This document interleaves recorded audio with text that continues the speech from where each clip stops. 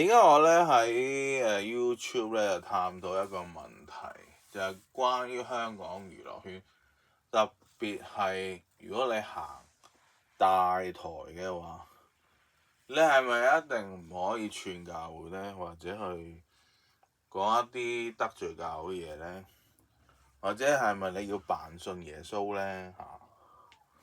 或者甚至乎你可能做基督徒真係着數啲添咧，喺香港娛樂圈發展，即係如果行大台，咁你會發覺有好多歌手，譬如廿年前，而家都仲有嘅。廿年前好多歌手咧攞獎咧，就感謝神啊，感謝主啊嘛嚇。而家少啲啦，但係仲有嘅嚇。但係可能如果行李澤楷個台咧，就未必一定會咁基督化嘅嚇。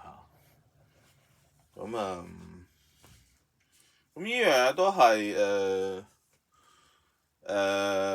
你要去留意啊！如果你真係想喺香港娛樂圈發展，你係咪一定要扮信耶穌咧？咁樣係或者起碼你唔會去串啲教會咧嚇。當然啦，你行網台嘅，你未必需要咁避忌，但係如果行大台咧，可能你真係唔係基督徒話自己基督徒都唔定。即係呢排錄嘢之下，我發現到一樣嘢。呢樣就係，即係如果你真係想做香港娛樂圈，就要留意嘅嘢啦。OK，過明就。